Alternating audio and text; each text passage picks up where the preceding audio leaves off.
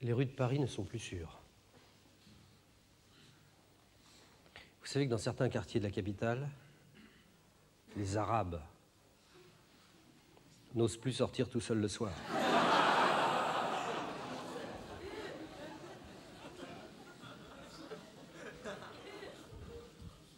Tiens, mon nouvel épicier, monsieur Rachid Cherkaoui, s'est fait agresser la nuit dernière, dans le 18e. Et je l'aime bien, monsieur Rachid Cherkaoui. Il est arrivé dans le quartier il y a 6 mois. Il venait de racheter le fonds de commerce de monsieur et madame Lefranc, qui périclitait. Bah, il faut dire aussi que pendant les heures d'ouverture du magasin, madame Lefranc allait se faire pétrir par le boulanger, pendant que son mari en profitait pour aller boucher la bouchère.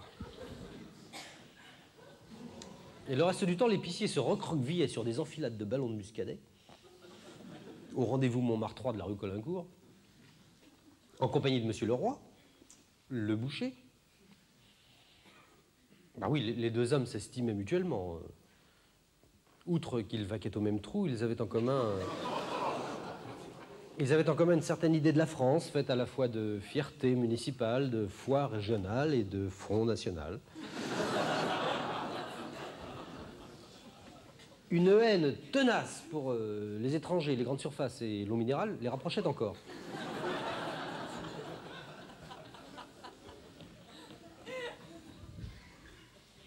Chaque soir, quand monsieur et madame Lefranc finissaient par réintégrer l'épicerie à l'heure de Colaro, ils se dépêchaient de fermer pour pas rater Bouvard. Si bien que les clients éventuels, lassés de poireauter au poireau, avaient fini par reporter leurs instincts légumiers crépusculaires vers les grandes surfaces. Femme, dit un soir monsieur Lefranc avec dans le ton une solennité qui ne lui était pas coutumière. Femme, nous sommes prises à la gorge par les gros à la solde de l'étranger. C'est dur à dire, femme, mais nous allons devoir revendre l'épicerie. Madame Lefranc opina du sous-chef, car c'était une femme réservée. Or, l'épicerie, forcément, dans l'état où elle était, personne n'en voulait. Il y a quelque temps de là, alors qu'il glougloutait ses petits blancs en maudissant le Maghreb, Vichy-Saint-Thior et les établissements mammouths, monsieur Lefranc vit venir à lui un petit homme bien mis, quoique de style relativement basané.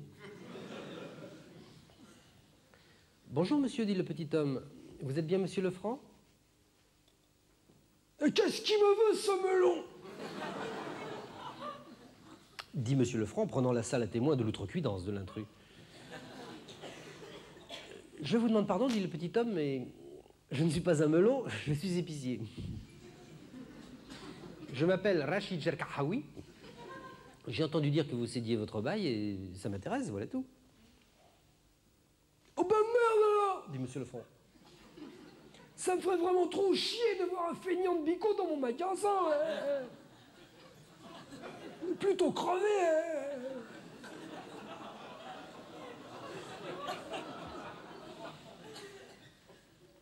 Après s'être ainsi brillamment exprimé, monsieur Lefranc se dit qu'il n'aurait sans doute pas 2 fois la chance de rencontrer pareil gogo. Et dès le lendemain matin, en toute discrétion, il signait la cession de son bail à monsieur Rachid Cherkaoui. Puis il prit le train à Montparnasse pour aller finir ses jours en Morbihan, dans sa villa, Ker Mein Kampf.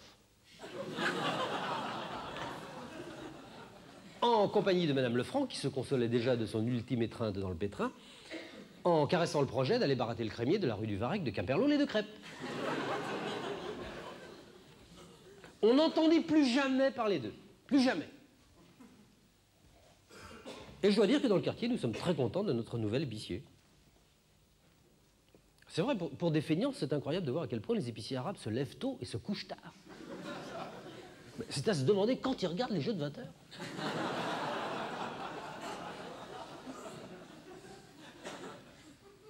Alors pour nous, évidemment, c'est vachement pratique. Le dimanche soir, par exemple, monsieur Rachid ne ferme jamais le magasin tant que tout le quartier n'est pas rentré de week-end.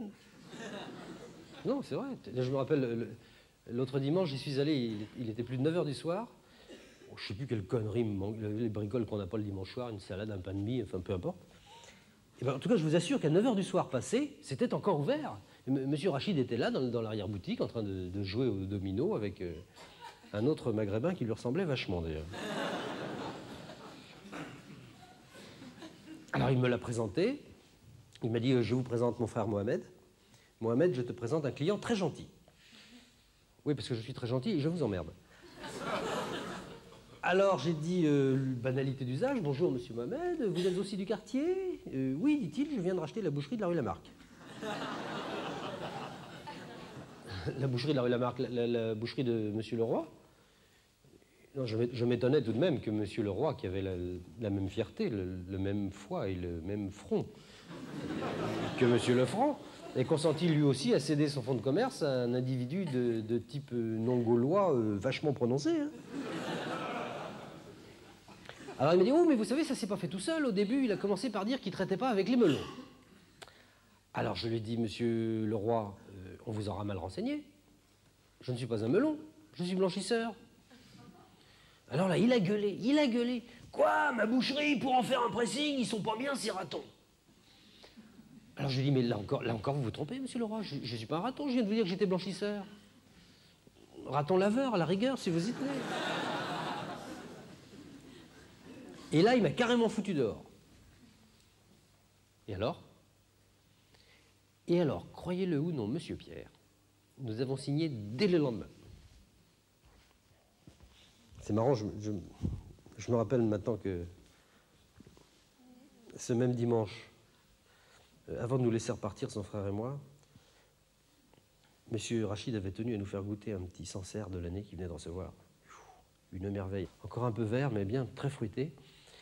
Et je me rappelle que lui-même ne s'en était servi qu'un tout petit fond de verre parce que, comme il dit, il faut que je fasse attention, je suis moitié musulman, moitié diabétique.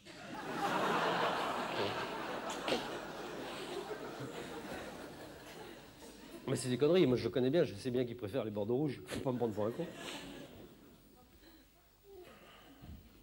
Enfin. Ce matin, pour la première fois depuis 6 mois, le rideau de fer de l'épicerie Cherkaoui est resté baissé.